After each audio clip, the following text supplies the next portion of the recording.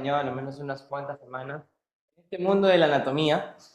Como sabes, mi objetivo más que aprendas mi curso, pero mi curso es puntual, no tiene mucho detalle. Lo que está en el libro de la PRE es más que suficiente y es aplicarlo aquí. Nosotros lo que hacemos es facilitarte ese material para que ingreses. Esto es el objetivo. Yo no quiero que seas anatomista. Yo no quiero que te sepas todos los nombrecitos raros. Yo quiero que tú ingreses. Entonces, mi labor siempre ha sido que aprendas más a estudiar. Te enseñé cómo hacer tu cuaderno, lo divides en dos. Te enseñé a hacer lo de las flashcards, que es un material importante. Te enseñé también a lo que viene a ser, trata de resolver las preguntas siempre antes de las clases, porque eso te va a servir más para que tú te hagas un autodiagnóstico, como un pretest y un posttest. No sé si me dejo entender. Y así sepas cuánto realmente estás aprendiendo. Y yo me acuerdo del simulacro que ha venido. Han venido varias preguntas similares, ¿sí o no? Entonces, la idea es que tú practiques esto, ¿ok? Listo, ya vamos a empezar. Me escuchan bien, ¿no? Todos me escuchan claro, ¿verdad, chicos? No hay ningún problema. Excelente, listo. Entonces, el día de hoy vamos a comenzar lo que es la clase de digestión humana. Por fin me toca anatomía humana, ya estaba extrañando lo que es anatomía humana. Entonces, por horas del tiempo, vamos a ir avanzando a la par, ¿ok? Vamos a ver si me puede seguir, en este caso, con lo que sería el tema el día de hoy. Cuando nosotros hablamos de digestión humana, ahora sí ya te puedo hablar un poco de mi campo, de lo que vendría a ser la medicina incluso, vamos a hablar de dos especialidades interesantes. A mí no me llaman la atención, la verdad, porque yo no pienso seguir esa especialidad, pero son muy interesantes porque resuelven muchos problemas, que son la gastroenterología y la cirugía general.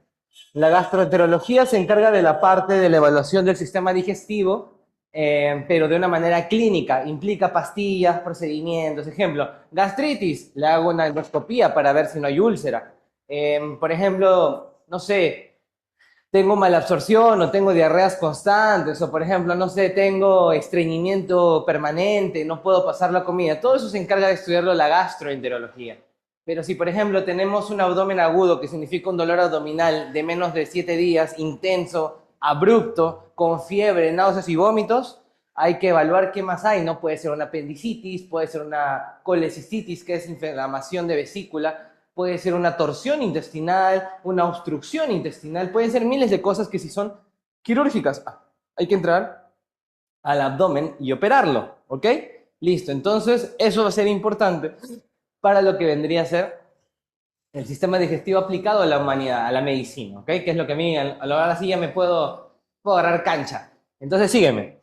El día de hoy vamos a ver lo que es digestión humana. Y para hablar de digestión humana, a ver, vamos a hacer una pequeña... ¿En cuánto lo divido hoy día? A ver, yo creo que lo puedo dividir en 5.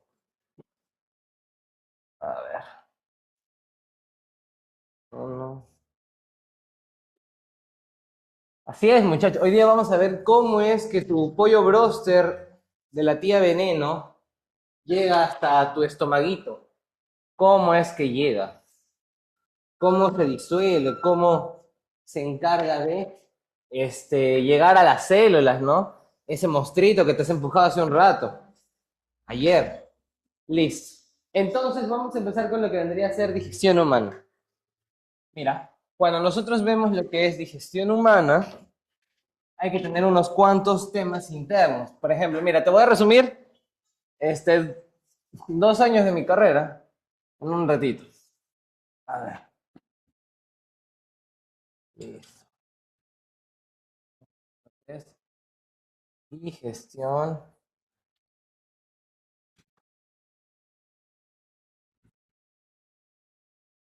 humana. ¿Ok? Listo. Entonces, hay que recordar algunos procesos básicos que nosotros tenemos. Para empezar, en la digestión humana se basa en el sistema digestivo, ¿no? Que es la degradación de moléculas. Mira, recuerda, tenemos macromoléculas, moléculas muy grandes que van a hacerse chiquitas, chiquitas, chiquitas, chiquitas, chiquitas. Y una vez que estén chiquitas, estas moléculas van a entrar a la célula, a ese enterocito que lo hemos visto hace unas semanas, ¿no? ¿Te acuerdas cuando vimos los epitelios? Era un epitelio cilíndrico, con microvellosidades, con chapa estriada, ¿te acuerdas? Entonces, cuando esto de aquí ya ingresa a la célula, ya tiene otro nombre, mira.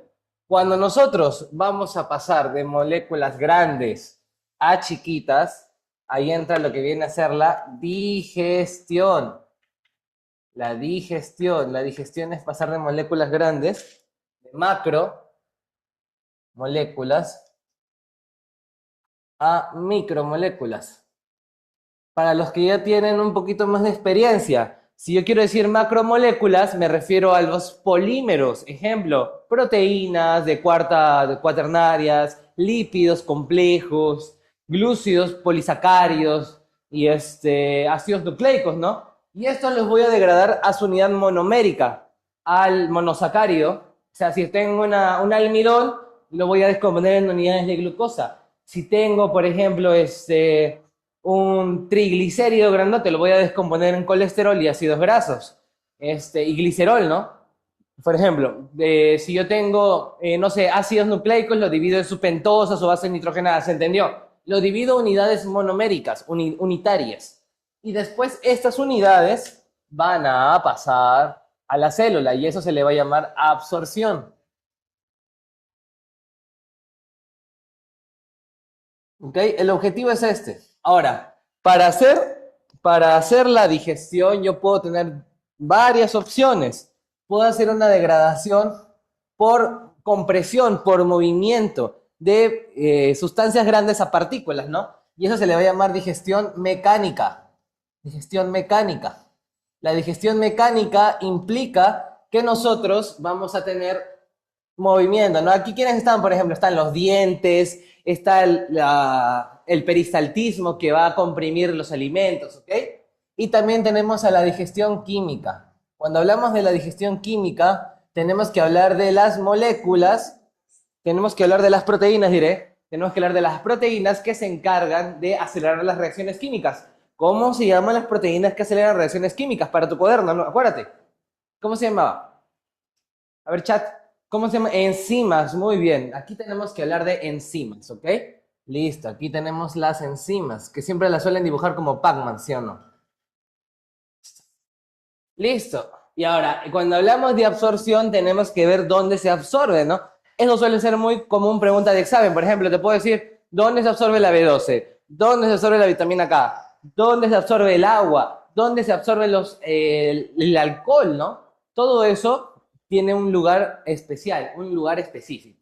Listo, entonces eso es el proceso general, ¿no? Ahora vamos a hablar las partes del tubo digestivo.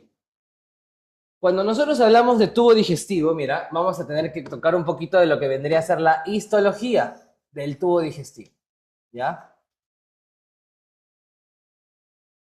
Repasemos un poquito la histología. Entonces se habla habitualmente que tenemos 4 capas, ¿ok? Tenemos 4 capas. Tenemos una capa más externa que se encarga de llevar los nervios y los vasos, ¿ok? Lleva los nervios, está inervada, también lleva los vasitos más grandes, ¿ok? Listo. A esta capa le vamos a poner número 4, ¿ok? Número 4. Es la capa más externa. Si sabes el nombre, déjamelo en el chat, porque eso va a depender mucho de dónde estemos. Ojo, ¿eh? Después de esta capa externa, viene una capa, bueno, vienen varias capas, ¿no? Puede venir, por ejemplo, si son así, células largas, fusiformes, ¿ok? Esa es una capa externa. Y a veces incluso hay una capa que está así, que es circular. Listo. Entonces, esta capa se va a encargar de hacer los movimientos. Se va a encargar de hacer la locomoción, pero de las vías digestivas. ¿Cómo se llama quien hace la locomoción activa? ¿Te acuerdas? ¿Quién era el componente activo? Activo de la locomoción. Acuérdate, ¿cómo se llamaba? ¿Cómo se llamaba el componente activo de la locomoción? A ver, ¿cómo se llama el componente activo? Muy bien, el tejido muscular. Y recuerda, el tejido muscular en el tubo digestivo, ¿qué tipo de tejido es? ¿Estriado o liso? Estriado o liso, muchachos. Listo, muy bien. Pero, profe, usted está dibujando acá dos capas. Exacto, estoy dibujando dos capas, ¿ok? Listo, este va a ser el número 3. Hasta pueden ser tres, ¿ah? Pueden ser tres en el estómago, por ejemplo. Pero generalmente son dos. Después de estas capas de músculo, va a seguir una capa de grasa, donde se van a encontrar las glándulas.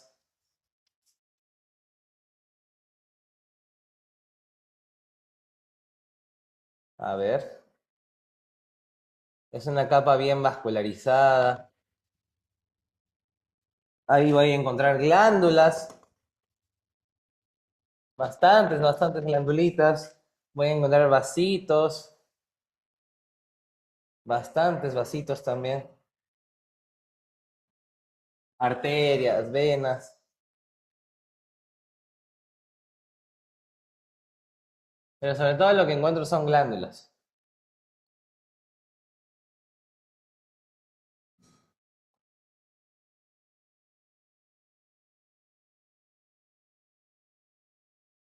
Estamos en la capa número 2. Y la capa más interna van a ser células ordenaditas.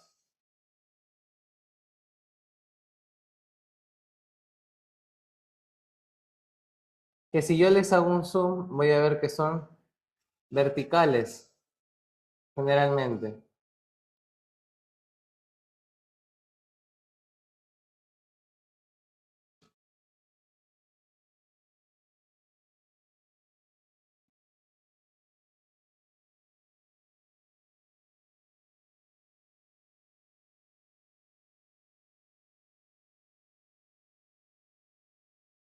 Ya está. Ok, listo. Entonces ahí tenemos cuatro grandes capas, mira. Y cada capa tiene su nombre. En la capa número 1 vamos a tener a la mucosa. Y cuando yo te hablo de mucosa, ahí hay que hablar de dos cosas. Ahí hay unas partes interesantes. Primer componente de la mucosa, el epitelio. Y ahí hay que recordar los dos epitelios, ¿no? A ver, el epitelio. Y ahí viene lo siguiente. Desde la boca hasta el esófago es un epitelio. Y desde el estómago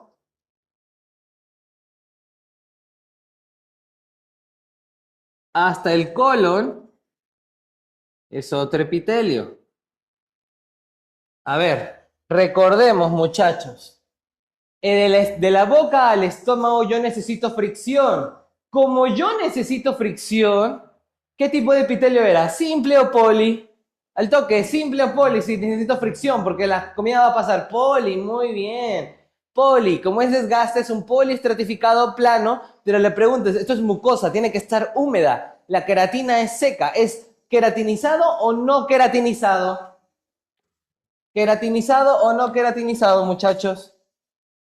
¿Te acuerdas o no te acuerdas? A ver, ponme en el chat, ¿queratinizado o no queratinizado?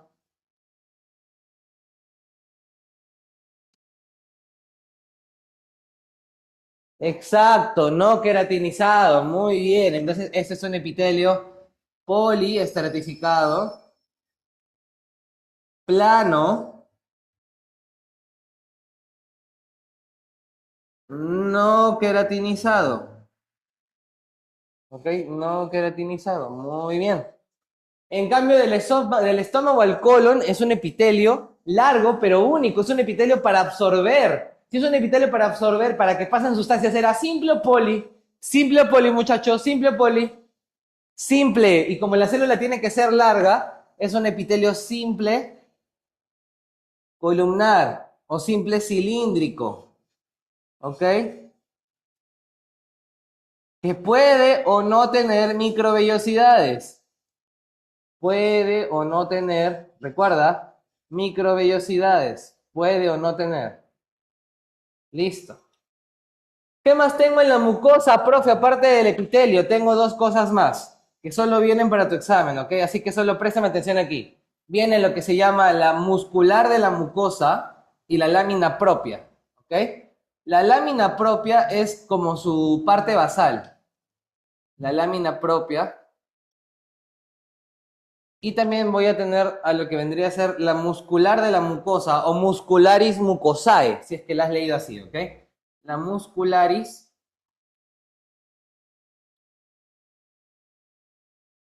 mucosae.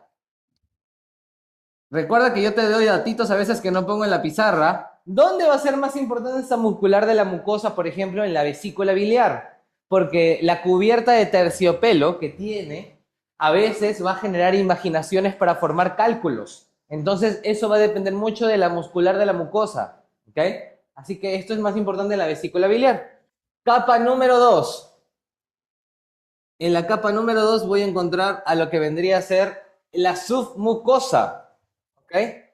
La submucosa. La submucosa. Ya, ahora, esta submucosa generalmente lo que va a tener, aparte de tejido conjuntivo de relleno, ¿ok? Va a tener lo que son algunas glándulas. La mayoría, cuando te digan glándulas de tal, generalmente están en la submucosa, ¿ok? Va a tener glándulas.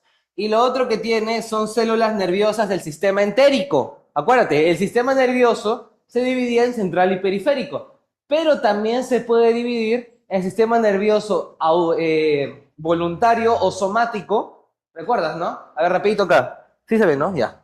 Acuérdate, el sistema nervioso se puede dividir, tiene dos divisiones, la división anatómica y la división funcional.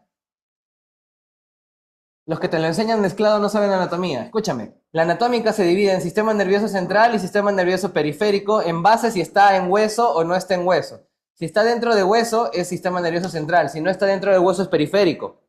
Pero si yo quiero hablar de la manera funcional, fácil, voluntario e involuntario. Ahí tengo el sistema nervioso somático, que es el que yo controlo, y el sistema nervioso autónomo o visceral. ¿Ok? Autónomo o visceral. Listo. Y este es el que se divide en simpático y en parasimpático.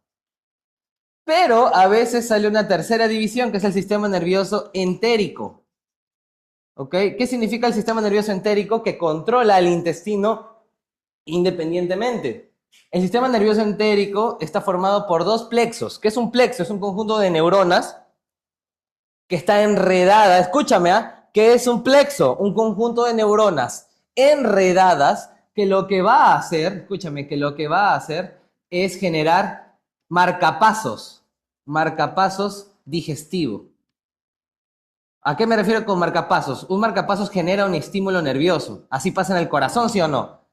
Empieza a latir, ¿tú lo controlas? No. Pero también, ¿late porque necesita un estímulo o late siempre? Late siempre. Lo mismo pasa acá.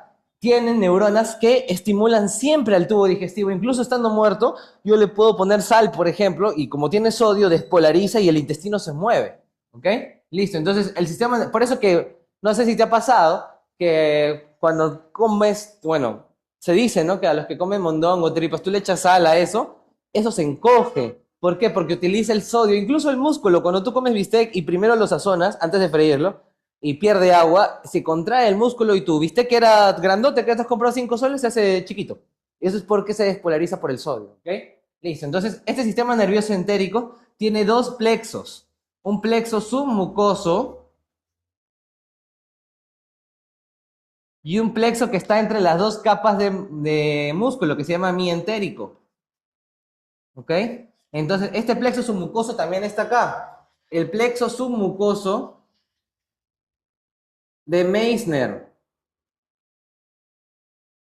De Meissner, así se llama. ¿Ok?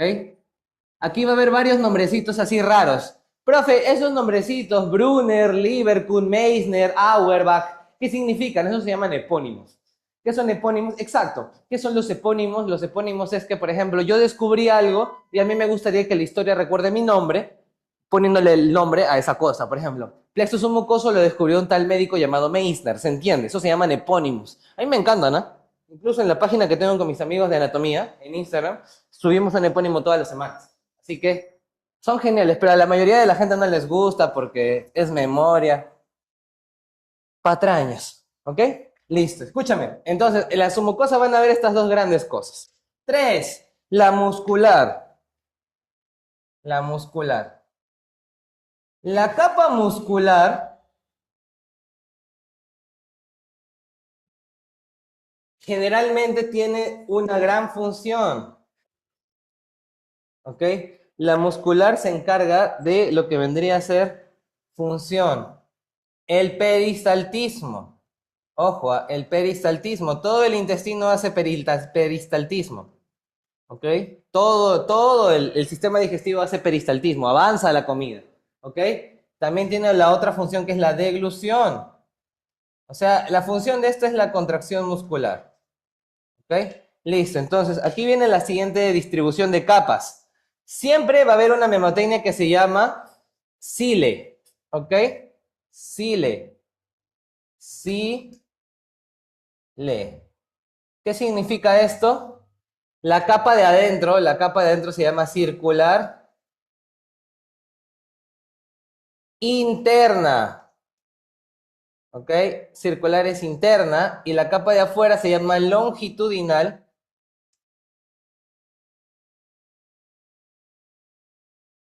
Y esta es externa. Listo. Pregunta de examen. Nota, el único órgano que tiene 3 capas de músculo y no 2 es el estómago. Ahí existe una circular externa, ¿qué hablo? Una longitudinal externa, una circular media y una oblicua interna. Hay una capa de fibras que es oblicua. ¿A qué me refiero? Mira, tengo aquí el estómago, ¿ok? La capa más interna son fibras así, oblicuas, que permiten al estómago una contracción en forma de cono. Luego tenemos la típica capa circular interna, que va a hacer que el intestino, bueno, en este caso el tubo digestivo, se encargue de apretarse. O sea, se entiende, ¿no? Cuando la circular interna se contrae, mira, se contraería así. Se contraería así. Hace que esto se contraiga. Esa es la circular interna. Entonces, si la comida estaba acá y está a punto de pasar acá, ¡pum!, avanza. La circular interna permite que, en este caso, se apriete, se estimule la comida, se triture y vaya avanzando de a poquitos. Y la última capa es esta, la longitudinal externa, que cuando se contrae, más bien lo que va a hacer es de que hace que la comida haga esto, avance rápido, le empuja desde atrás. ¿Ok? Tenemos, en el estómago es el único lugar donde hay 3 grupos, la oblicua, la circular y la longitudinal. En todos los demás solo hay externa e interna, longitudinal y circular. ¿Quedó claro? El único lugar donde hay una capa de más es en el estómago, recuerda. El único lugar donde hay una capa de más es en el estómago. Y el otro lugar especial donde hay que hablar del músculo, de una vez te lo voy avisando, porque la otra parte que te voy a hablar de cada órgano es más funcional. Aquí es la parte de anatomía y, bueno, histología. El otro lugar donde las capas se separan bien marcadamente es en el intestino grueso. Mira, en el intestino grueso,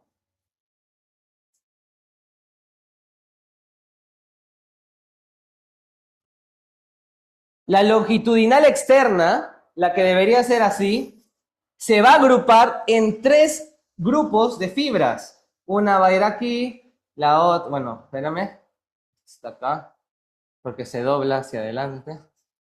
La otra está por acá, y la otra está por acá. Listo. Y esas 3, mira, es una que va por aquí, una que va por acá, por el borde de acá, y una que va por atrás. O sea, la longitudinal externa se va a agrupar en 3 hileras largas, que le llaman las tenias del colon, ¿ok? Te lo dejo ahí, ¿ah? Las tenias del colon, así se llaman, las tenias del colon, son la capa longitudinal externa del músculo del colon. Todas esas fibras se agrupan en un solo punto y cada grupo de zonas circulares van a hacer de que haya pliegues, esas famosas bolsitas. ¿Cómo se llaman esas bolsitas en la zona del colon? Se van a llamar austras. Las austras son la circular interna. ¿Ok? Y pregunta, bueno, ya un poquito más de universidad. ¿Dónde confluyen las tres tenias del colon? En el apéndice. Las tres tenias confluyen en el apéndice secal. Se llama secal porque está en el ciego. ¿Ok? Listo. Entonces, estas tenias son tres, son el conjunto de la longitudinal externa, son tres tenias, una tenia mesocólica, etcétera. Tienen nombrecitos que ya van a la universidad, ¿ok? No viene el caso. Son tres tenias para ti, ¿ok? Una tenia libre, una tenia mesocólica y una tenia epiploica. Escúchame, entonces vamos a tener que las tres tenias van a confluirse acá. Y vamos a tener que ese es el otro lugar especial para el músculo. Así que ¿todo el tubo digestivo es igual en todo el trayecto? No. Tiene lugares donde es diferente. ¿Ok? Y por último, vamos a tener a lo que sería la capa número 4, que depende de la zona para cambiar de nombre. Puede ser la adventicia o también puede ser la serosa. ¿Cuál es la diferencia, profesor? Ya. Yo cuando hablo de adventicia, adventicia significa capa externa que recubre y a secas. En cambio, una cerosa es una capa externa que recubre, pero forma líquido. Una cerosa es una capa externa que forma líquido, ¿ok? Cuando yo hablo de cerosa, esto es un mesotelio, ¿ok? O sea, es un epitelio, pero que se encarga de secreción de líquido. Tiene un líquido, produce un líquido. ¿Ok? En cambio, la adventicia no produce un líquido, solo es una membrana que cubre nada más.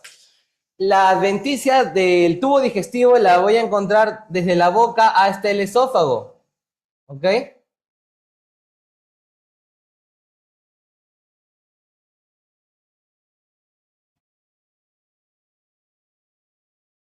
Y la serosa yo la voy a encontrar en la cavidad abdominal.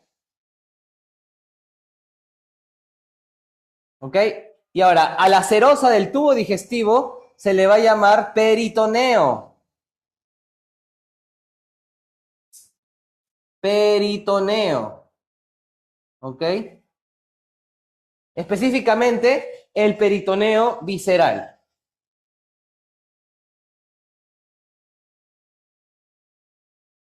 Y por este peritoneo visceral van a llegar los nervios, van a llegar los vasos que nutren el tubo digestivo, ¿ok? En este caso cubre su cavidad. Listo. ¿Por qué te pongo cavidad y no te pongo los órganos? Porque hay una parte del esófago que es abdominal, por si acaso, ¿ok? Entonces, el esófago abdominal está aquí. El esófago, cuando cruzas al diafragma, sigue todavía un pedacito más y recién de ahí comienza el estómago. Entonces, este pedacito de esófago sí tiene peritoneo, por si acaso. ¿Ok? Listo. Entonces, el término más correcto para ponerlo es cavidad. Incluye esófago, estómago, intestino delgado, intestino grueso. Pero partes de ellas. ¿Ok? Listo. Entonces, todo lo que es cavidad abdominal está cubierto por un peritoneo visceral. Ya está. Esas son las capas habituales que yo tengo de lo que vendría a ser el tubo digestivo. Entonces, para cerrar esta parte, el tubo digestivo, el sistema digestivo tiene dos grandes partes, ¿ok? Sistema digestivo, o bueno, ya, el aparato digestivo para ser más exactos. ¿Quién se acuerda cuál era la diferencia entre sistema y aparato? A ver, al toque. ¿Quién se acuerda cuál era la diferencia entre sistema y aparato? A ver, chat. Uy, ¿qué pasó con el chat? ¿Subió? Habían escrito los chicos. ¿Puedes subir un poquito? A ver. Plexo de Meissner, pase Instagram del profe. Al final les pasa el grupo, Plexo de Tanat. Ya va. ¿Cómo se llama la tejidos homotipo y heterotipo? Ya, es una manera técnica de decirlo, me gusta. Lo voy a utilizar, te lo voy a robar. Yo decía simplemente mismo tejido y diferente tejido. Como acá, mira, aquí qué tejidos tenemos.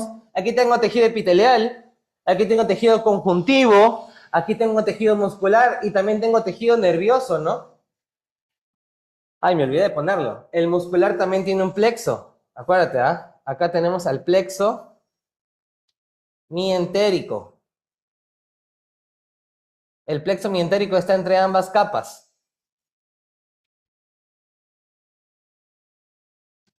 El plexo de Meissner es el submucoso y el plexo mientérico de Auerbach, ¿ok? Mejor te pongo el epónimo, repito. Sí entra, sí entra, sí entra, todo entra. La pizarra aguanta todo. Como el Minza. Plexo de Auerbach. Más corto creo todavía. Listo. ¿Ok? ¿Ya está? Entonces, el aparato digestivo, chicos, ya para cerrar y empezar con cada uno, y te voy a hablar un poquito de la anatomía de cada uno, tiene dos grandes componentes. Tiene un componente que es el tubo digestivo, ¿ok? Tiene un componente que es el tubo digestivo, el tubo digestivo, y tiene un componente que se llama glándulas anexas.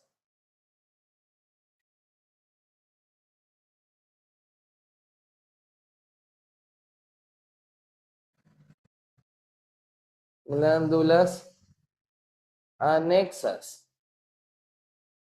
¿A qué se refiere con glándulas anexas? Que están alrededor de ese tubo digestivo, ¿ok?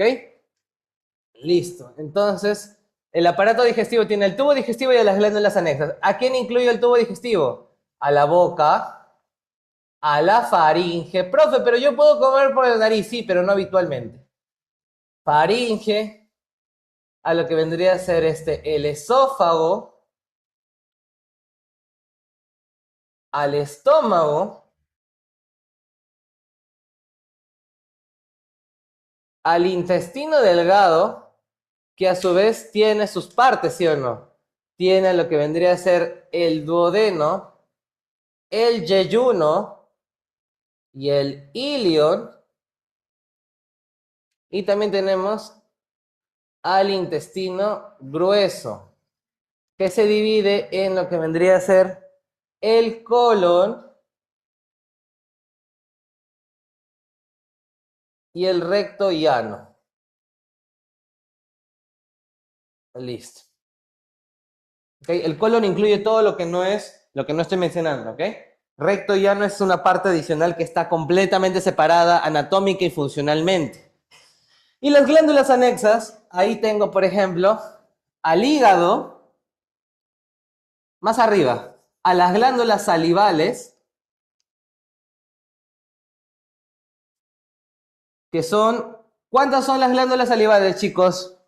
¿Cuántas son las glándulas salivales? El que me dice 3 es cachudo, el que me dice 3, F. Pi. No, son 4 tampoco. Son muchas. La pregunta-respuesta, hay varias, qué malo, ¿ah?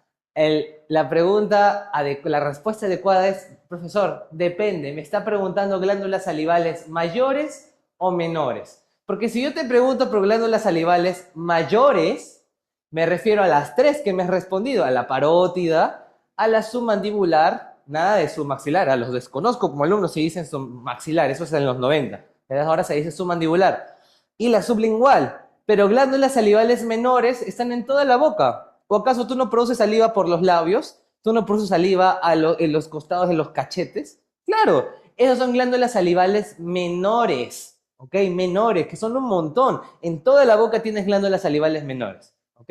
Listo, entonces son un montón. Así que para que nunca te olvides, te he generado un trauma.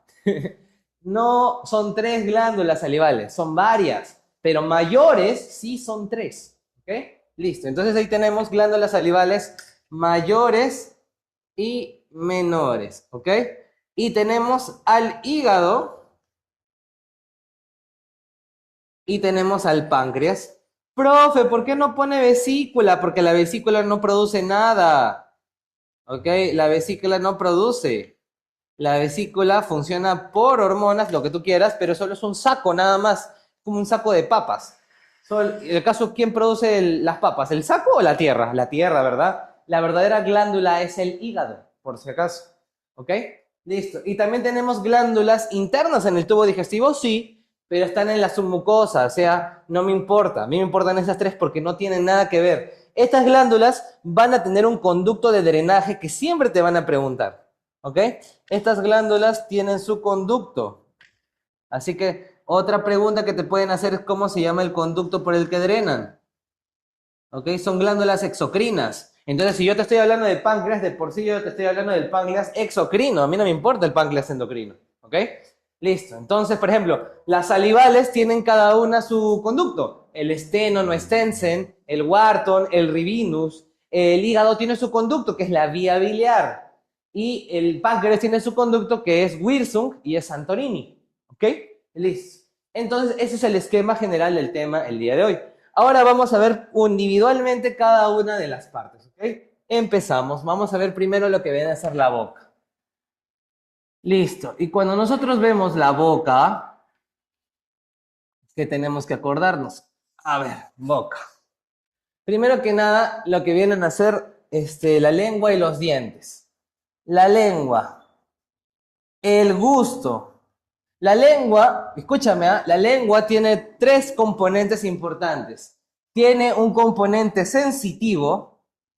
Cuando yo te digo sensitivo, me refiero al dolor de la lengua. O sea, tú te muerdes la lengua, te quemas con el calor en la lengua. ¿Entiendes, no? Todo lo que es sensitivo implica dolor, tacto, temperatura, termoalgesia. ¿Quién lleva? Porque, bueno, no sé si te pregunten eso, pero igual es bueno que tengas el datito. ¿Quién inerva sensitivamente la lengua? Lo inerva el quinto, el nervio número 5. ¿Ok? El nervio craneal número 5. ¿Y cómo se llama el nervio craneal número 5, chicos? ¿Cómo se llama el nervio craneal número 5? Desgraciadamente hay que recordar los nervios craneales. Trigémino, ¿ok? Trigémino, específicamente la tercera rama del trigémino, ¿ok? Que es el nervio mandibular. Luego tengo la inervación motora de la lengua. La inervación motora de la lengua implica cómo hago que la lengua se mueve. La lengua está inervada por el nervio número 12. ¿Cómo se llama el nervio número 12? Al toque, ¿cómo se llama el nervio número 12? ¿Quién se acuerda? Hipogloso, muy bien, el hipogloso. El hipogloso, ya para subirle un poquito más el nivel, inerva todos los músculos de la lengua excepto al palatogloso. Te dicto ese dato nomás, no lo anotes, no lo voy a anotar en mi pizarra. El hipogloso inerva todos los músculos de la lengua. Hay músculos intrínsecos de la lengua, que son dentro de la lengua, y hay músculos extrínsecos de la lengua, que implica que agarran a la lengua a los otros lados del cuerpo. O sea, fijan la lengua alrededor, ¿ok? Uno de esos músculos extrínsecos de la lengua se llama palatogloso, que es el único que no está inervado por el 12, está inervado por el 10. Y así habitualmente en la universidad les enseñamos, pues, el palatogloso es como tu amiga, que en vez de irse con el bueno, ¿con quién se va tu amiga siempre? Con el vago, ¿ok? Con el vago. Entonces, él es el único músculo que se va con el nervio número 10, ¿ok? Listo. ¿Qué han puesto? ¿Qué han puesto? Hipo. Así son, dicen, así son. Ya. A ver, y por último, vamos a tener al que inerva sensorialmente la lengua, al gusto. Entonces, cuando yo hablo del gusto, ahí yo tengo que recordar algunas cositas. El gusto tiene sus papilas gustativas en orden, ¿ok? Que eso en la verdad no importa. Lo que sí me importa a mí es que vienes a acordar que son de las papilas caliciformes, ¿ya? Papilas caliciformes.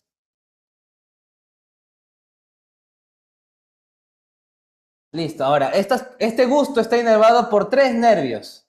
Los 2/3 anteriores de la lengua está inervado por el nervio número 7. ¿Cómo se llamaba el número 7? ¿Quién se acuerda? ¿Cómo se llama el nervio craneal número 7? El facial. Muy bien, la rama de la cuerda del tímpano, ¿ok? Así se llama, el nervio cuerda del tímpano. El tercio posterior está inervado por el nervio número 9. ¿Quién es el 9? El glosofaringeo. Profe, ¿no le puede escribir un poquito más grande, por favor? Esta que se achica progresivamente la lengua. ¿Te puedes ampliarlo un poquito más? En todo caso, para que lo vean los chicos, porque si no, no me va a quedar espacio. Ya.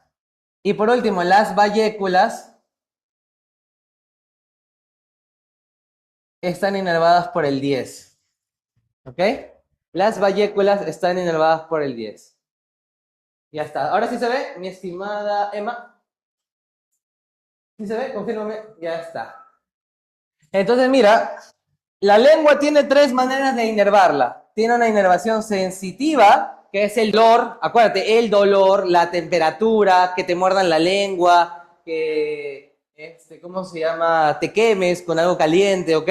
Luego tengo la parte motora, que es cómo se mueve tu lengua. ¿Has hecho el reto ese de la cereza, por ejemplo? ¿Quién hace eso? Es con el nervio 12. Y el gusto está inervado por lo que vendría a ser estos tres nerviecitos, ¿ok? Que suelen preguntarlos bastante. Listo, eso es lo importante de la lengua. Ahora vamos con lo que vendría a ser los dientes, ¿ok? Los dientes. Entonces, los dientes tienen sus partes, ¿ok? Y esto sobre todo importa más para lo que vendrían a ser los odontólogos. Escúchame, ¿ah? Esto es importante, ¿ah? Un diente tiene sus componentes, mira. Vamos a hacer, por ejemplo, a ver.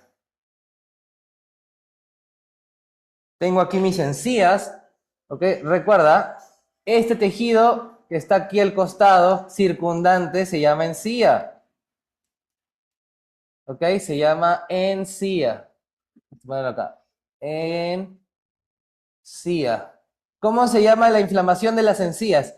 Y aquí yo les voy a enseñar el nombre de cómo se llama cuando se inflama cada cosa, ¿ok? Por ejemplo, ¿cómo se llama cuando se inflama la lengua? Glositis. ¿En qué enfermedades se inflama la lengua? Por ejemplo, en una anemia por deficiencia de B12. Anota eso. ¿Cuándo se inflama una lengua? ¿Cuándo se ve una lengua frambuesada? Por ejemplo, en la anemia.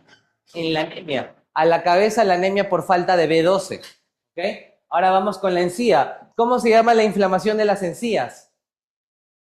Gingivitis. Muy bien. Y las encías se inflaman porque queda comida y la comida se descompone por las bacterias de tu boca y genera ácidos y radicales libres. Eso genera inflamación local y eso hace que haya edema y eso es lo que hace que te duela. Eso es porque no te cepillas bien, por si acaso. ¿Ok? Listo. Entonces, vamos a tener de que los dientes tienen una parte exterior, mira, tienen una parte exterior que es la parte que lo cubre. Esa parte blanquita que dice amarilla porque no usas bicarbonato, se llama el esmalte. El esmalte. ¿Ok? El esmalte. Listo. Luego tenemos una región interna del diente, mira, una región interna del diente que es la que constituye su principal consistencia, mira. ¿Cómo se va a llamar esta zona interna del diente? Se va a llamar dentina. Se va a llamar dentina, ¿ok? Dentina, que es lo que constituye casi todo al diente. Pero internamente vamos a tener a una zona donde van a llegar, mira, más interna, esa zona es súper interna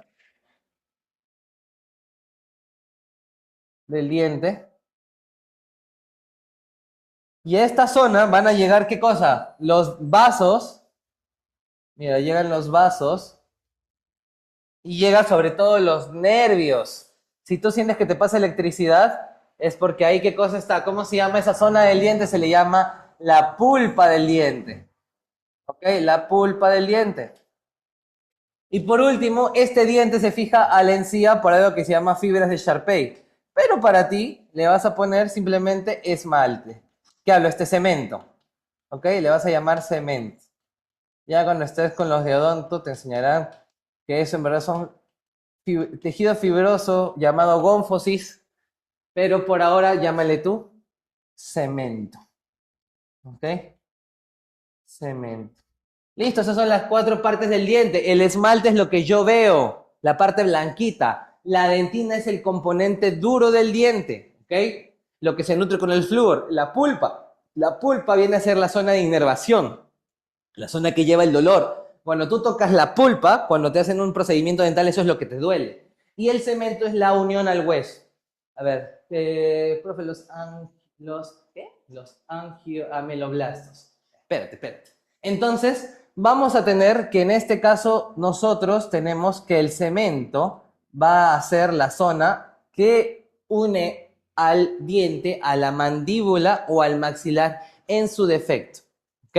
Listo. Nosotros vamos a tener células en los dientes, sí, tenemos células en los dientes diversas, ¿ok? Que van a ser células que, así como en el hueso o en el cartílago, van a tender a morir y a que tu citoplasma salga y que constituya parte de lo que viene a ser la matriz extracelular, ¿ok?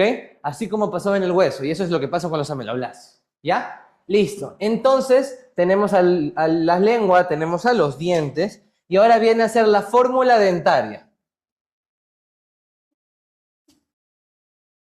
La fórmula dentaria, ¿ok? Listo. Esta fórmula dentaria, ¿qué implica? ¿Cuántos dientes sueles tener tú? Entonces, ahí tienes dos fórmulas, la fórmula pediátrica y la fórmula adulta. La fórmula pediátrica, ¿cuántos dientes tiene un niño y a los cuántos años los cambia? A ver, ¿cuántos dientes tiene un niño, chicos? Al toque. ¿Cuántos dientes tiene un niño? Tiene 20. Muy bien, tiene máximo 20, ¿ok? La pediátrica llega a 20 dientes. En cambio, la adulta, nosotros, por ejemplo, ¿cuántos dientes tenemos? Tenemos 32. Muy bien, tenemos 32. Ya está. Entonces, aquí pasa lo siguiente, mira. Nosotros tenemos algo que se llaman arcadas. ¿Ok? Tenemos algo que se llaman arcadas. ¿Qué implican las arcadas? Mira. Tenemos aquí las arcadas. ¿Ok? En el caso de las arcadas, tenemos una arcada superior que está en el hueso maxilar. ¿Ok? Está en el hueso maxilar. Nada de maxilar superior e inferior, ¿ah? Los niego, los desheredo. Se le llama maxilar y mandibular. Listo. ¿Ok? Maxilar y mandibular, mira. Entonces, ¿qué pasa acá?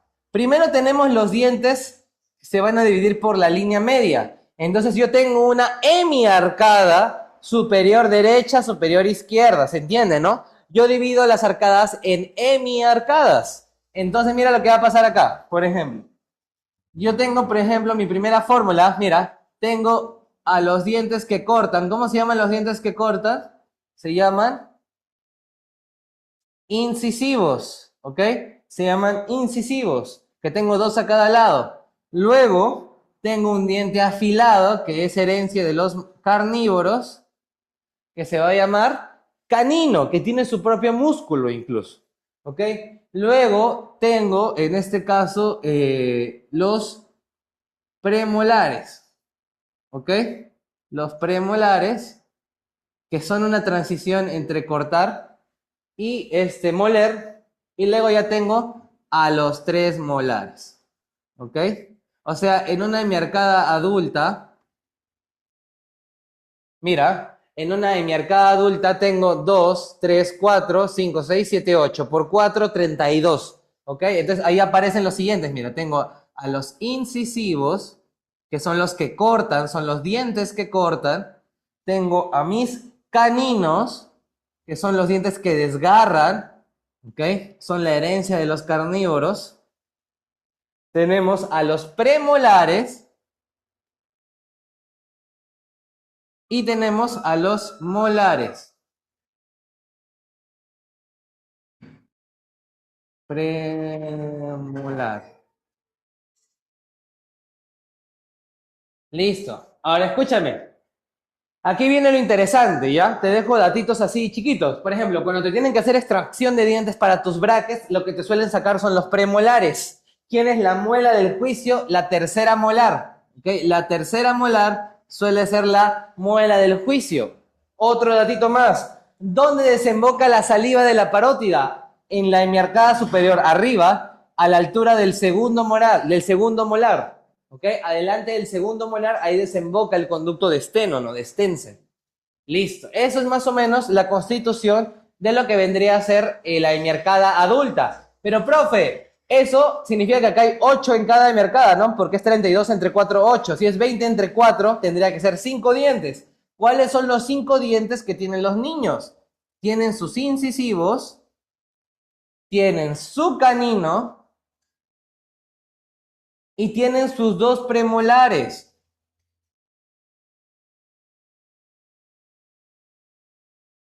Nada más. No tienen más dientes, ¿ok? La diferencia es que los niños, los pediátricos, no tienen molares, recuerda, no tienen muelas. Los niños no tienen muelas. Pregunta de examen, ¿a qué edad empiezan a erosionar los dientes? Ahí te enseño un poquito de pediatría. Ahí la palabra es 666, la memotecnia, ¿ok? Porque a los 6 meses erosiona el primer diente y a los 6 años empieza a caerse el primer diente, ¿ok? Ahí la memotecnia es de los 6, acuérdate, ¿ah? De los 6. 6 meses y 6 años. Aquí empieza a ser el primero en salir y aquí también es el primero en irse, ¿ok? Este es el primero en erosionar y el primero en salir, en caer, para ser más exactos, ¿ok? Listo. Eso es una memotecnia para acordarse de los dientes. La región interna de la boca se llama región geniana, carrillos, ¿ok? Y por último vamos a tener que en la boca vamos a hacer la entrada a la faringe. Entonces ahí hay una zona interesante, mira. Ahí yo tengo lo siguiente. Tengo esto, ¿no? La famosa bolita que cuelga en tu boca. Acá tengo tu lengua, que tiene partes, ¿ok? Y vamos a ver lo siguiente. Mira, mira, mira, mira. Vamos a ver algunas partes interesantes. ¿Cómo se llama esta bolita que cuelga? ¿Quién sabe cómo se llama esta bolita que cuelga? Esto se le llama la entrada a la faringe, ¿ok? La entrada a la faringe o la cavidad oral. Cuando ya acá, acá atrás, esto de acá atrás es la faringe, es la parte posterior.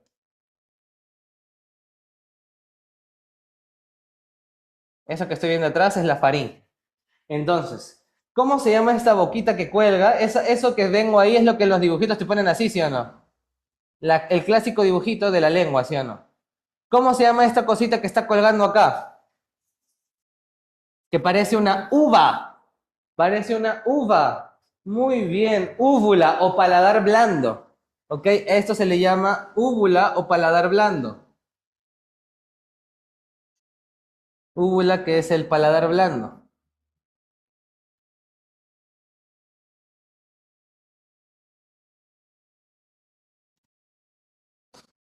Listo. Si yo tuviera que dividir el paladar de arriba, el paladar más o menos se divide así, mira. Esto es arriba, estoy viendo de arriba. Acá está la línea entre los dos maxilares palatinos. Y esta es la zona ósea. Y atrás estaría esta zona de la zona que cuelga. ¿Ok? Entonces, ¿cuál es la relación? Pregunta de examen, ¿ah? ¿Cuál es la relación? ¿Se ve? ¿No se ve? ¿Puedes bajarlo un poquito, porfis? No se ve, ¿no? Espérame, espérame, ya está. ¿Cómo se llama la relación entre la zona ósea y la zona muscular o blanda? La relación es de 1 a 3, o sea, más o menos esto es 2/3 óseo y 1/3 es paladar blando. Ojo, ¿ah? 2/3 es paladar óseo y 1/3 es paladar blando. Y este paladar óseo está formado por dos huesos, los maxilares y los palatinos. ¿Ok? Esa es la parte de arriba, el techo. ¿Ya? Listo. Eso es solo un dato, nada más. No quiero que te lo memorices, solo quiero que lo recuerdes. ¿Ok? Listo. Esa es la úvula o paladar blando. ¿Cuál es la función de la úvula o paladar blando? Evitar que la comida vaya a la nasofaringe, ¿ok? Cuida a la nasofaringe. El paladar blando se eleva hasta arriba, hasta la nariz, para que más o menos me entienda, ¿ok? Cuida la nasofaringe. Por eso que vibra cuando roncas. Esto es lo que vibra, ¿ok? Y esto engorda cuando una persona sufre de obesidad. Por eso que mientras más gordito seas, más roncas. Es por eso, ¿ya? Listo. Segundo, la lengua. La lengua tiene sus partes. Tiene una punta y tiene un dorso, ¿ok? Tiene un cuerpo. Y la parte posterior se llaman las valléculas, ¿ok? Eso se llaman las valléculas. Las valléculas que van a dar hacia atrás, hacia un cartílago muy móvil. ¿Cómo se llamaba el cartílago que está acá atrás? Este cartílago que me va a tapar la entrada a la laringe. ¿Cómo se llamaba ese cartílago? ¿Quién se acuerda? ¿Cómo se llama ese cartílago? Muy bien, epiglotis. ¿Ok? La epiglotis, que sí se deja ver a veces. Listo. Y la epiglotis más bien cuida la laringe. Cuida la laringe. O sea, evita que la comida se vaya a la vía aérea. Las valléculas son la zona de la lengua, entre la lengua y la epiglotis, ¿ok? Listo. Y por último vamos a tener a las famosas amígdalas. Mira, acá hay dos pilares, el pilar medial y el pilar lateral, ¿ok? Entonces, en ese pilar, entre esos dos pilares hay una fosa que se llama la fosa amigdalina. En esa fosa amigdalina van a ver las siguientes estructuras, mira. A estas se van a llamar las amígdalas palatinas. Estas son las amígdalas palatinas. Las que te solían sacar antes, ya está contraindicado que te lo saquen.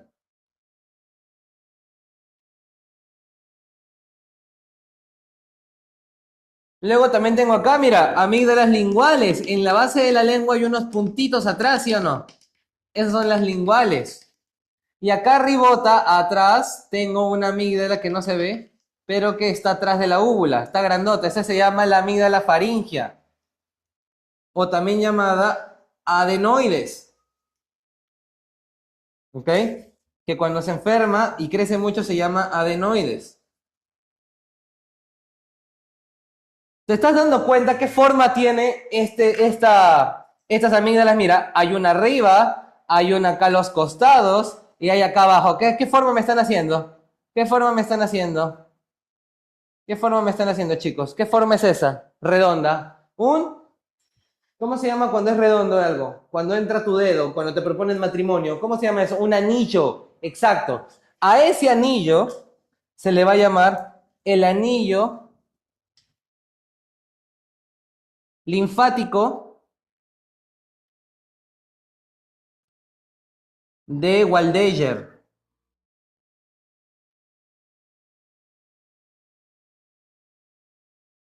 Listo. Nada más. Que esto viene a ser todo el conjunto de amígdalas que rodea a la cavidad oral. ¿Ok? Eso es todo sobre boca, lo importante. ¿Ok? Ahora sí vamos a la siguiente cavidad, que es la faringe. Y es suficiente ponerlo acá, nada más. No tiene mucha información, así que faringe.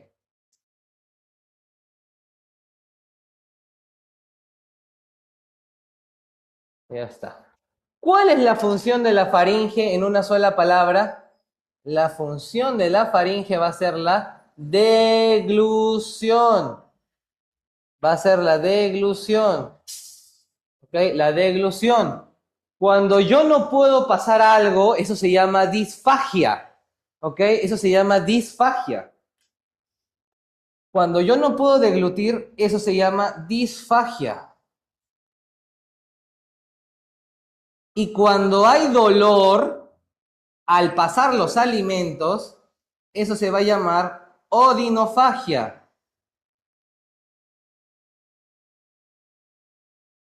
Por ejemplo, cuando damos gingisona, nosotros los médicos es porque hay odinofagia, ¿ok? Y rapidito, mira, acá yo tengo, por ejemplo, una carita, tu nariz, su boquita, ya bacán. Espérame, vamos a hacerlo bacán.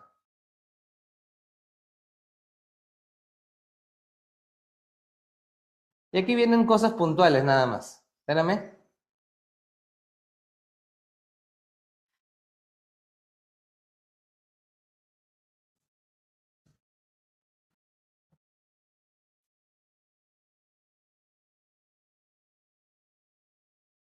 ya está. Listo. Ahora vamos a hacer los dientecitos.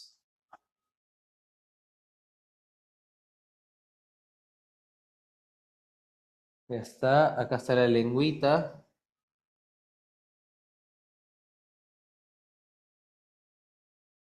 Aquí está el hueso yoides, que es donde se va a insertar la lengua. Y también ahí vamos a tener al cartílago epiglotis. Aquí tenemos la entrada a la laringe. Esto es la laringe. Y aquí tenemos al esófago. ¿Lo puedes bajar un poquito, porfis? Otra vez. O ponerlo un poquito más a la derecha. Ah, penitas, ya está. Ya, este es el esófago. Ok, gracias. Este es el hueso yoides. Ok, el hueso eje del cuello se llama yoides. Ahí se va a insertar la lengua. Ok, listo. Entonces aquí vienen las siguientes cavidades. Mira, esto lo verás la otra semana, que es lo que vendría a ser la región de la faringe. Listo. Esta zona naranja de acá, te vamos a borrar eso. Vamos a poner con otro color. Ya, esta zona de acá, la zona naranja que está quedando aquí, son las fosas nasales, que es un tema ya del sistema respiratorio. ¿Ok? Solo para que recuerdes, ¿cómo se llama el orificio de entrada de las fosas nasales? ¿Cómo se llamaban estas de acá? ¿Te acuerdas? A ver, chicos, al toque, ¿cómo se llaman los orificios de entrada de las fosas nasales? Narinas, muy bien, narinas. ¿Y la salida cómo se llamaba? ¿Te acuerdas? Coanas, ¿ok? Coanas, muy bien. Entonces, narinas, el ingreso, coanas, el de salida. Ahora, nosotros hay que tener que, todo este tubo que está quedando acá, mira, todo este tubo que está quedando aquí, se le va a llamar faringe. Todo ese tubo, profe, sí, todo ese tubo. ¿Ok? Listo, entonces todo esto de aquí de amarillo va a ser la faringe.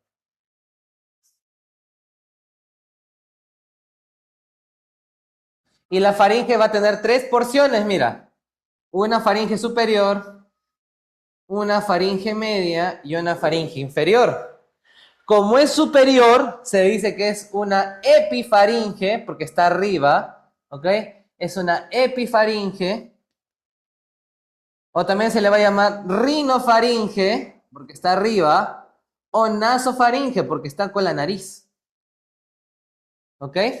En cambio, la de aquí al medio va a recibir los nombres de orofaringe, bucofaringe, o incluso le pueden llamar mesofaringe. Y a la parte final la vamos a conocer simplemente como hipofaringe porque está abajo o laringofaringe porque ya va a ser la entrada a la laringe. Listo. ¿Ok? Tenemos a la epifaringe, rinofaringe o nasofaringe. Esas tres van a ser la porción de arriba.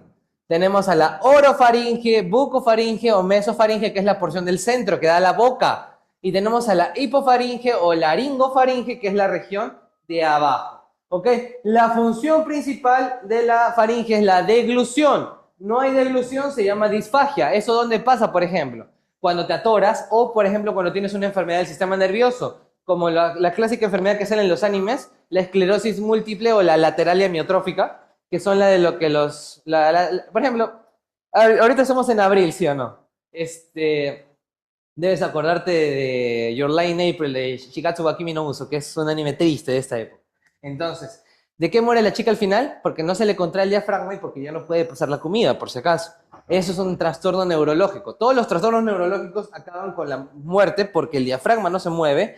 No, sí, chicos, lo siento, lo siento. Yo también tuve que hacerlo para enseñar. Y por disfagia, que es no poder pasar. ¿Ok? Y cuando, por ejemplo, tú tienes dolor de garganta, faringitis, eso es porque hay dolor y eso se llama odinofagia. ¿Ok? Listo. Ahora sí, vámonos para allá. Lo siento, chicos, perdonen. He desbloqueado un trauma. Y ahora sí, vamos con esófago. Tres, el esófago. Ya. Ahí sí creo que un poco más grande, ¿ya? Porque esto ya es más rápido. Ya. El esófago. Solo que aquí había bastantes datitos.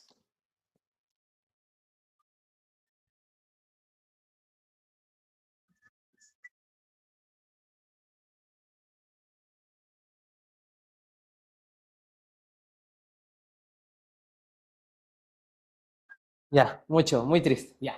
Esófago. Entonces, el esófago tiene una función principal. El peristaltismo, pasar la comida, pasar el bolo alimenticio. Peristaltismo también. ¿Ok? Peristaltismo. Listo, nada más. Pero aquí hay un datito para ti. El peristaltismo en el esófago se da porque el esófago se divide en dos partes. Hay un esófago, mira, si este fuera todo el esófago, y aquí está el diafragma, mira, y aquí está la faringe, el esófago inicia de aquí, el esófago inicia acá, y acá, ¿ok? Entonces mira, esta porción de acá es el esófago, todo esto de acá es el esófago. ¿Qué, profe? ¿El esófago entra al abdomen? Sí. Recuerda, este es el músculo diafragma. Este es el músculo diafragma. Todo lo que esté acá arriba es tórax. Y todo lo que está acá abajo es abdomen. ¿Ok? Entonces, mira, el esófago va a tener una porción de músculo estriado. Más o menos suele ser un tercio hasta un medio de músculo estriado. Y todo lo demás suele ser liso. ¿Ok? Todo lo demás suele ser liso. O sea, el esófago tiene ambos músculos, ¿ya? Lo voy a poner más grande. El esófago, ya está.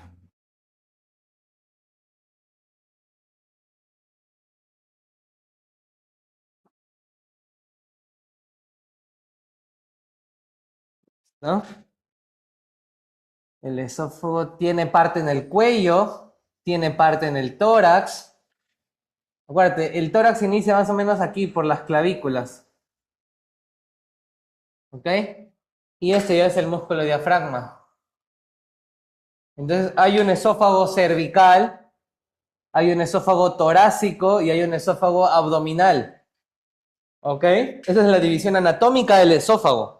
Pero también tiene una división funcional en base a su histología. Tiene músculo, recuerda, tiene músculos esquelético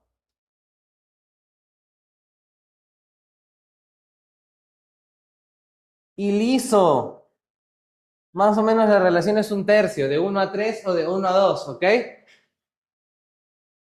Eso explica por qué a veces la parte de abajo del esófago, que es el esfínter esofágico inferior, este huequito de acá, es un esfínter.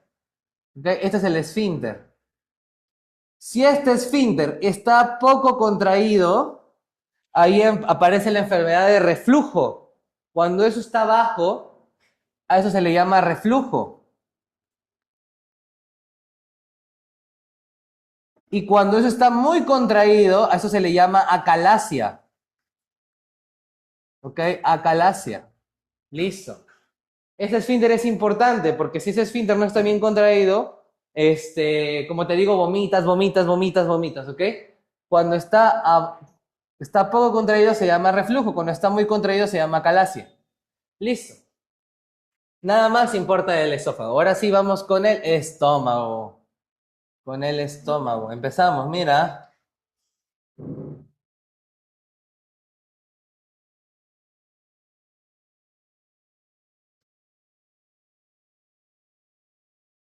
Empezamos con el estómago. Y en el estómago, voy a aprovechar este espacio de acá, mira. En el estómago hay que recordar algunas partes. A ver, mira, en el estómago hay que recordar algunas partes. Para empezar, aquí acaba el esófago. ¿Cómo se va a llamar el orificio de entrada del esófago? ¿Quién se acuerda? ¿Cómo se llama? ¿Cómo se llama? ¿Cómo se llama este orificio de acá? Como se relaciona al corazón, se llama cardias. ¿Ok? Se llama cardias. Y en el cardias está la línea Z. ¿Te acuerdas que te expliqué qué cosa era la línea Z? La línea Z es esa zona de mucosa de transición de epitelios, ¿te acuerdas? Era del epitelio poli del esófago al epitelio simple del estómago. Esa zona se llama la línea Z, recuerda. Aquí te voy a poner una Z para que nunca te olvides, ¿ya? Ahí está la línea Z. La línea Z.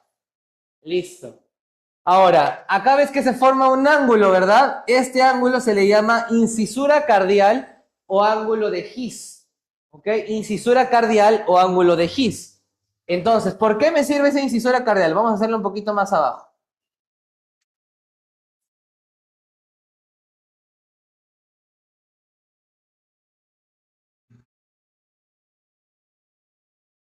A ver.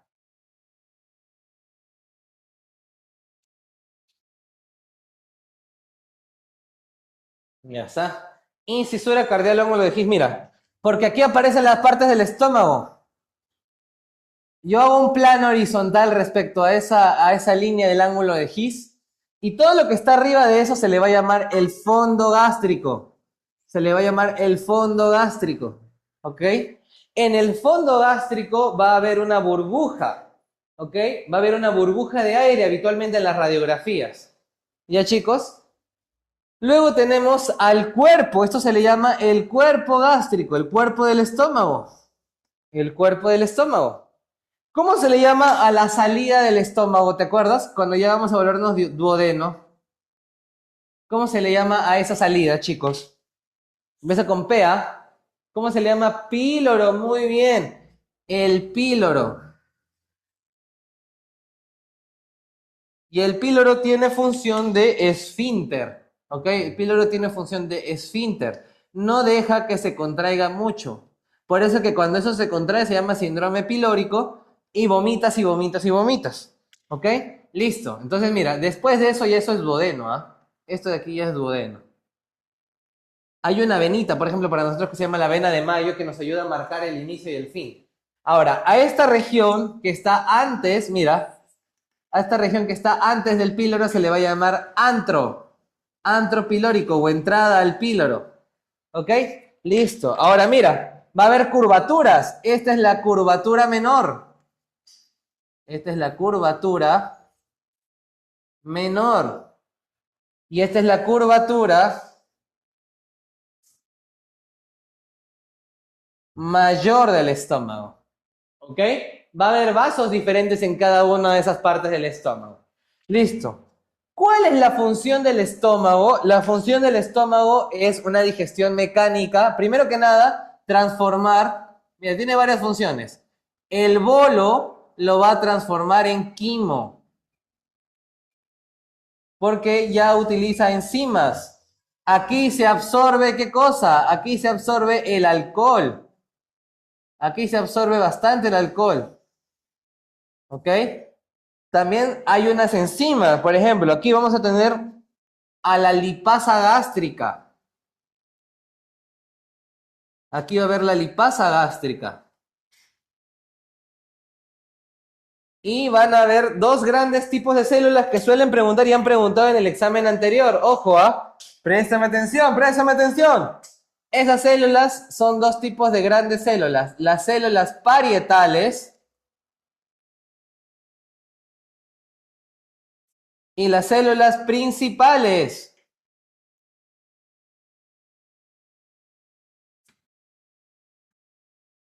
¿Ok? Las células parietales se encargan de secretar ácido clorhídrico y también lo que vendría a ser el factor intrínseco. El ácido clorhídrico es un activador y el factor intrínseco va a hacer que yo absorba mejor la B12. Cuando no hay factor intrínseco, eso se llama anemia perniciosa, recuerda. ¿Ok? Ayuda a absorber la B12. Las células parietales también tienen otro nombre, oxínticas.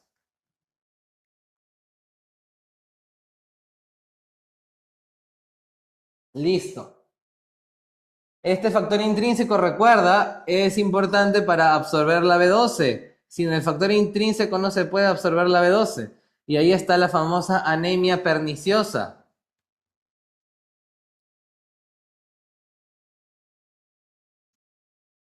Cuando no hay factor intrínseco.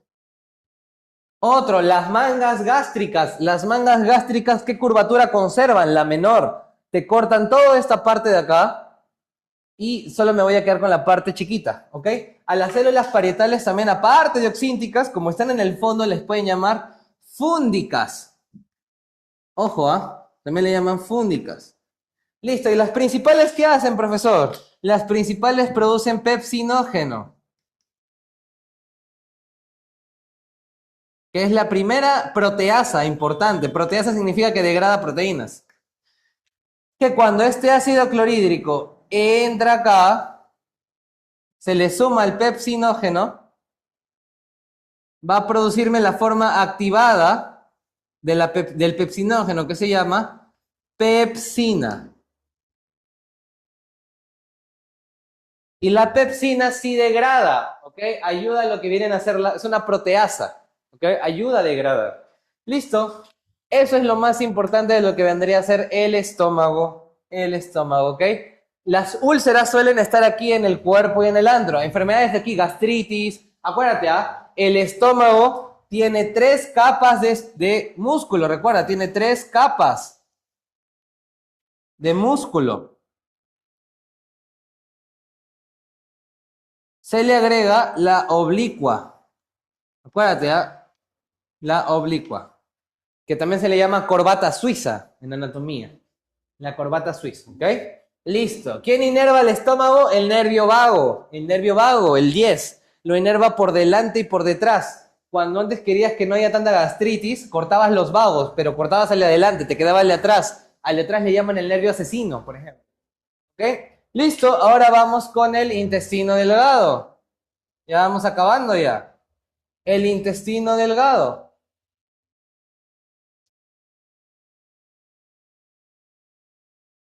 Y el intestino delgado se estudia por partes. ¿Ok? El intestino delgado.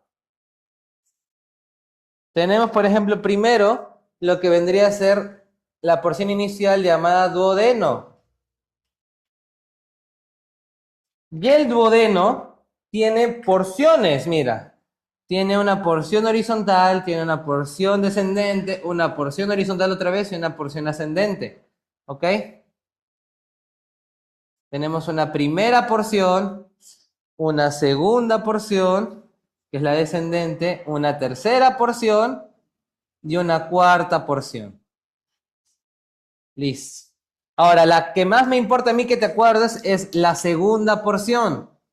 ¿Por qué, profesor? Porque aquí desemboca la vía biliar, la bilis, y la vía pancreática. Las dos desembocan en la segunda porción del duodeno. Pregunta de examen, ¿ok? Las dos desembocan en la segunda porción del duodeno. Espérame que yo bajo la cámara un rato.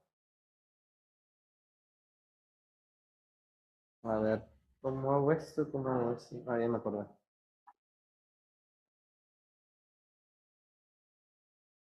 Espérame. Le voy a llamar a... Ah, no, esto es así.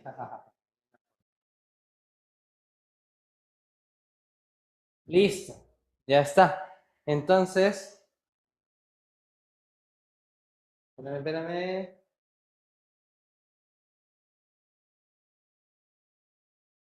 Ya está. Se ve bien, ¿no?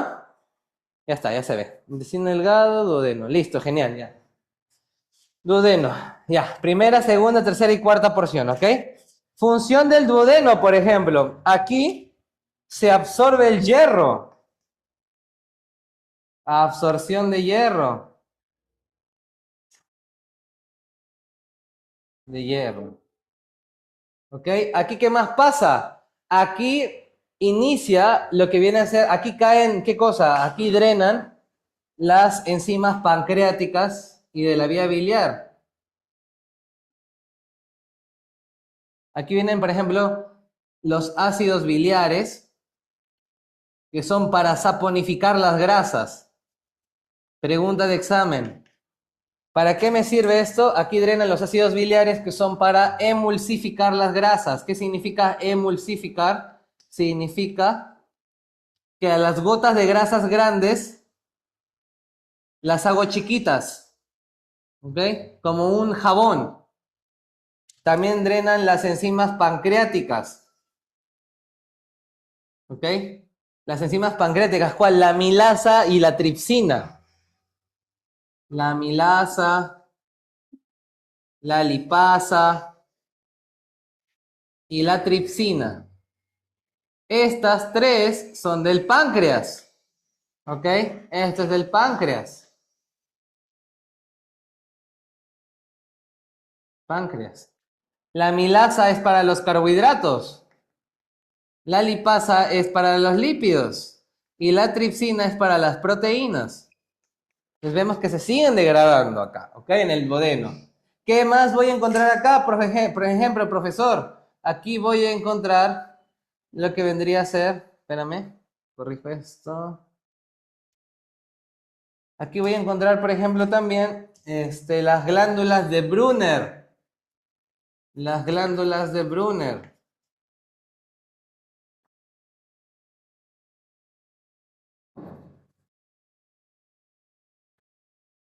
¿Qué más voy a encontrar acá, profesor? Aquí se secreta bicarbonato. ¿Para qué, profesor? Para neutralizar el pH. ¿Por qué? Porque en el estómago el quimo, ¿cómo es, chicos? ¿Ácido o base? ¿El quimo es ácido o básico? El quimo es ácido o básico. El quimo es ácido. ¿Ok? En cambio aquí vamos a transformar al quimo en kilo. Y este kilo es básico y rico en grasas. Por eso se tiene que absorber por una vía diferente. ¿Ok? Listo. Esto es lo importante del duodeno. ¿Ya? El duodeno va a recibir en la segunda porción a la bilis y al páncreas, que acá están sus principales funciones. Va a tener a las glándulas de Brunner, secretar bicarbonato y convertir al quimo en kilo. Es la parte específica donde se da eso. ¿Ok? Listo. Vamos a tener ahora, a ver, vamos a mover otra vez. Espérame, espérame.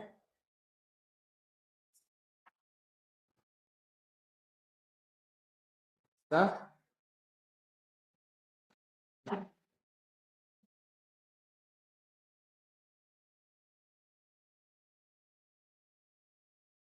Ya está.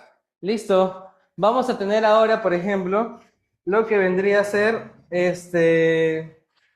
todo lo que es el intestino delgado, lo que nos falta, el yeyuno y el ilion, recuerda, ¿ok?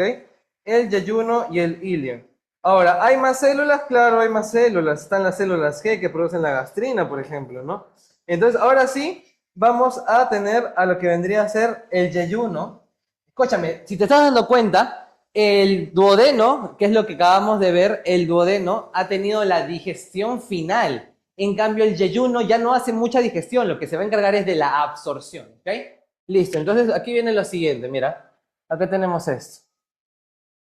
Una vez que pasas, este es el duodeno.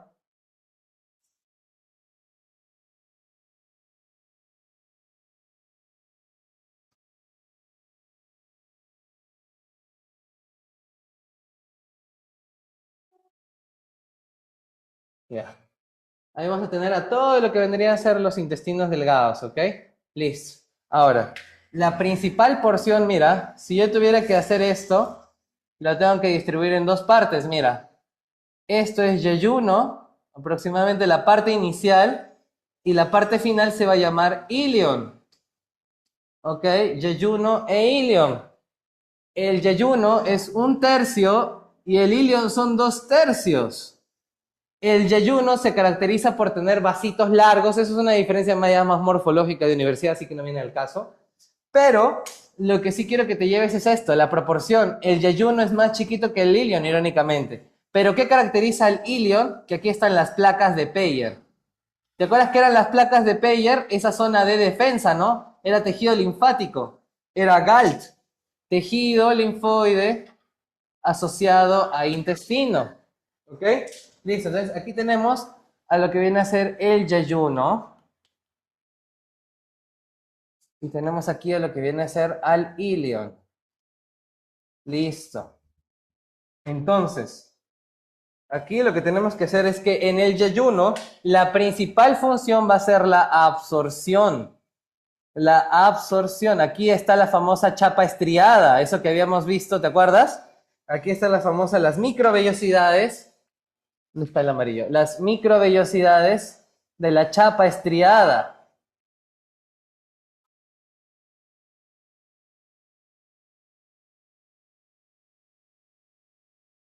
En el yeyuno van a ver las famosas glándulas de Lieberkühn.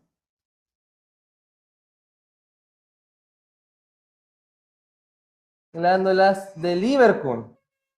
¿Ok? Listo. Y el ilion es la superficie de lo que vendría a ser la absorción, ¿no? Vamos a tener que aquí, por ejemplo, también sea la absorción, pero esta también su función es absorción. Pero esta es la entrada, esta es la frontera con el intestino grueso.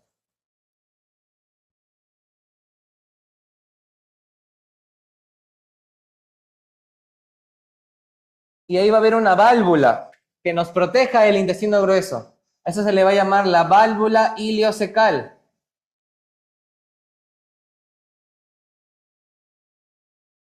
O válvula de Bowen. ¿Ok? Válvula iliocecal o válvula de Bowen. Entonces, hay que recordar ese pequeño incidente, chicos, ¿ok? Listo. Entonces nosotros tenemos ahí la absorción, el yeyuno e ilion, la digestión se da en el duodeno. A ver, ¿hasta ahí vamos bien? ¿Me sigues? Ya vamos a acabar, ¿ah? Estamos en la parte final. El ilion se encarga de la absorción de casi todo, igual que el yeyuno. Hay que recordar que aquí se absorbe la vitamina B12, ¿ah? Entonces, en estos dos se va a absorber la vitamina B12. ¿Por qué te digo eso? Porque la vitamina B12 se absorbe aquí, pero se produce después. Entonces, si yo, por ejemplo, produzco la vitamina B12 en el intestino grueso, que ahorita lo vamos a ver, ya no la puedo absorber porque está en la popó. Entonces yo necesito consumir B12. Esa es la curiosidad del ser humano. ¿Ya? Y por último vamos con lo que sería el intestino grueso. 6. El intestino grueso. Listo, el intestino grueso.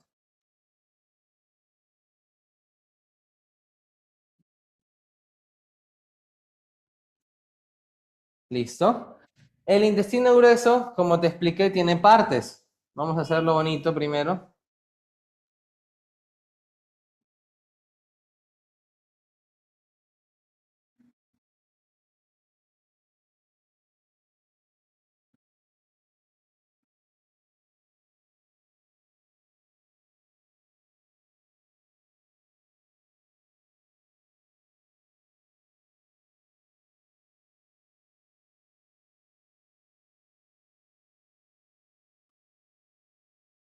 Ya mira, vamos a bajar esto.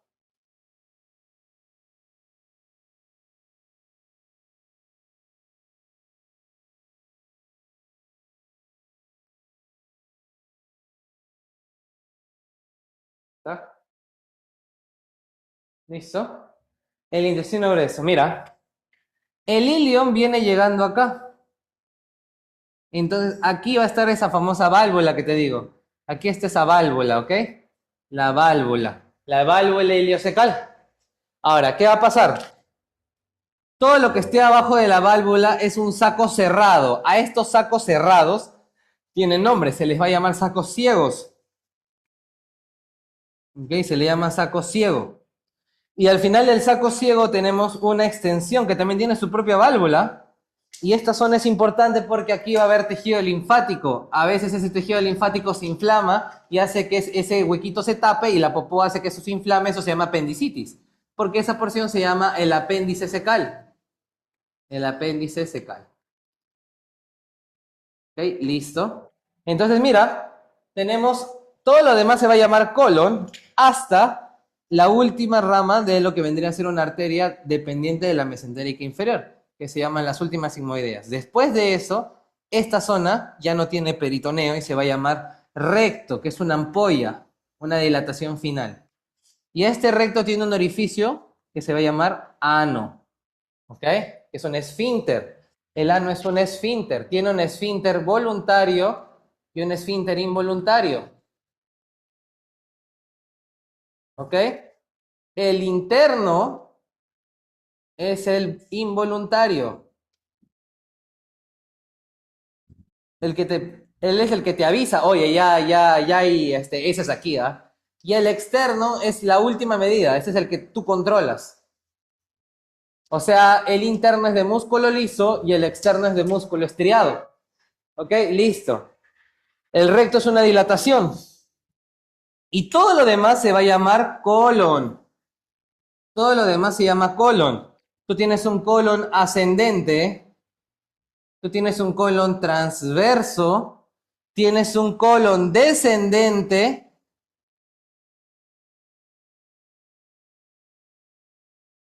tienes un colon descendente y tienes un colon contorneado que es el colon sigmoides, ¿ok? Y vas a tener en cada lugar un cambio de dirección. A esto se le va a llamar el ángulo hepático o el ángulo derecho. A esto se le va a llamar el ángulo esplénico o el ángulo izquierdo. ¿Ok? Lo vamos a ponerlo mejor abajo. Ángulo esplénico o el ángulo izquierdo. A esta unión, mira, ¿cómo se llama la zona anatómica que me define descendente de sigmoides? La entrada a la cavidad pélvica. Esto se le llama el anillo pélvico, ¿ok? El anillo pélvico me va a definir a mí si ya estoy entrando a lo que es colon sigmoides. El anillo pélvico. Es un anillo óseo. Paso el anillo pélvico y ya estoy en sigmoides, ¿ok? Listo. Y lo último ya es el recto. Ahora, estas son las divisiones anatómicas. Esa es la división anatómica del colon. La división funcional del colon va a ser en colon derecho y colon izquierdo. Y eso va a depender mucho de la arteria a la que va. La arteria de este lado se llama mesentérica superior, que le da casi todo este lado del colon. En cambio, la otra arteria que está por acá le da a la parte final.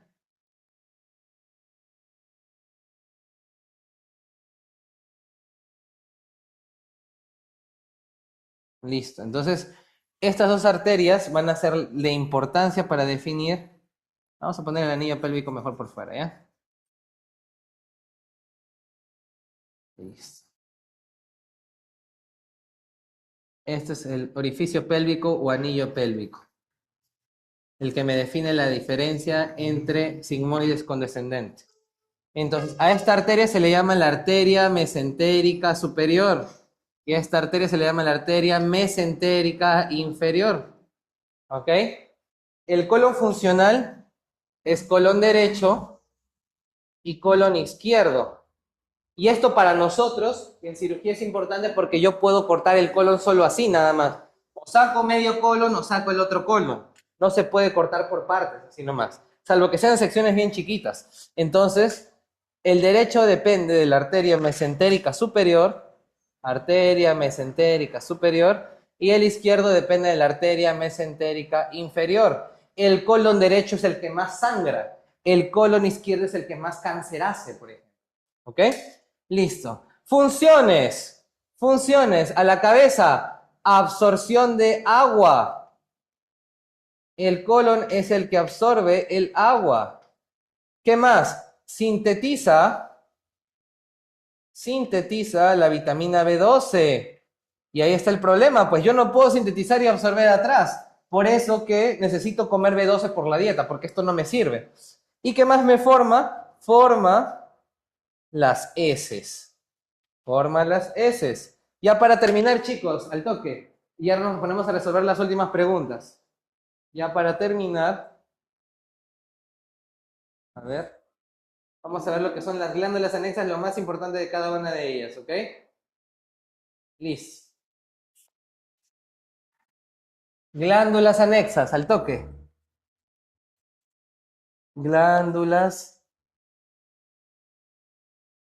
anexas. A mí me importa que entiendan bien, por eso prefiero hacerlo con pausa. Ok, listo. Ya está. Las glándulas anexas. Las glándulas anexas, como te dije, son las salivales. Y las salivales se dividen en mayores y menores. ¿Ok? Las menores son muchas.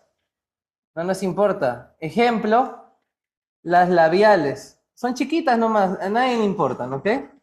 Pero las mayores sí me importan. Las mayores van a ser tres ya para acabar, ¿ok?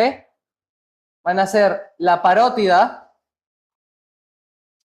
que es la que te da en la enfermedad de las paperas, por ejemplo. Va a ser la submaxilar o submandibular actualmente. Y por último, la sublingual.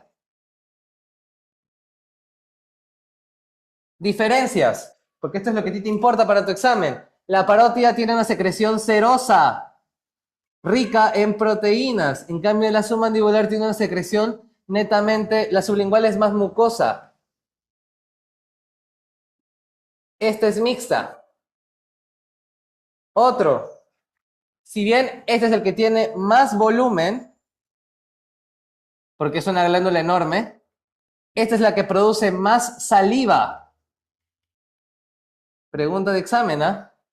Y por último, los conductos. Tienen nombre, claro, los conductos se llaman así. El conducto de la parótida es el conducto de Stenson o Stensen. El conducto de la submandibular se llama conducto de Wharton. Y el conducto de la sublingual se llama conducto de Rivinus. ¿Ok? Listo. Vamos ahora con lo que vendría a ser... Solivales ya está. Vamos ahora con lo que vendría a ser el hígado. Ya, el hígado, aquí lo que más te importa sobre todo es su anatomía. ¿Ok? El hígado es la víscera más grande del cuerpo.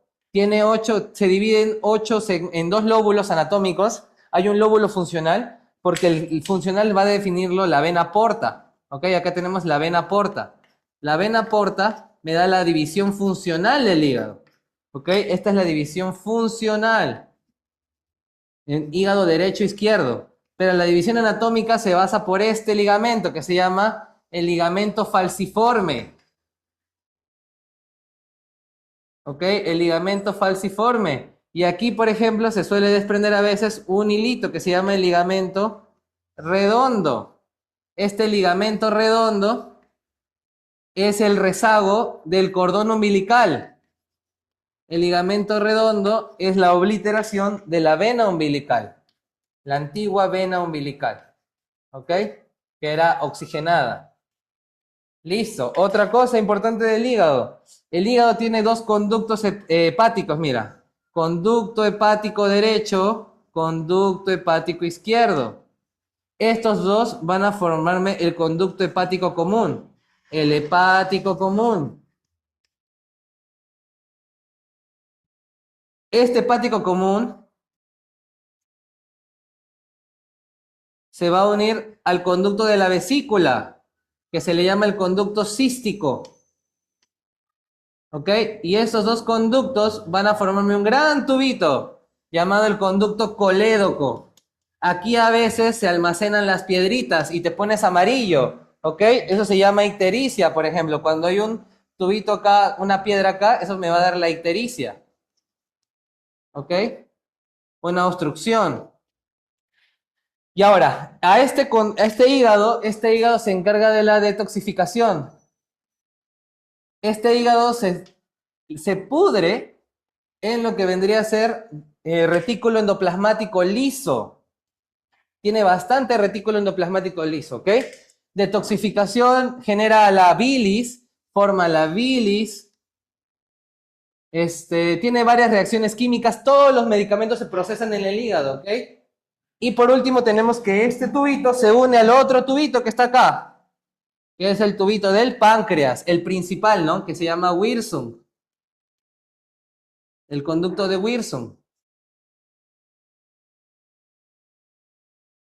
Ahora, el páncreas tiene un conducto accesorio, sí, que sale por arriba. Ese conducto se llama conducto de Santorini. ¿Ok? O pancreático accesorio. Entonces, estos dos juntos van a desembocar. ¿En qué porción del duodeno, chicos? Ya con eso acabamos, ¿ah? Desembocan en la segunda porción del duodeno. Y acá hay dos papilas. La papila mayor y la papila menor. A la papila mayor también ahí vamos a tener lo que se llama el esfínter de Oddi y lo que vendría a ser la salida de ambos órganos, ¿ok? El páncreas. Y el páncreas va a tener en su páncreas exocrino, recuerda, lo que vendría a ser el jugo pancreático, rico en las enzimas que hemos visto al costado, la amilasa, la lipasa, ¿ok?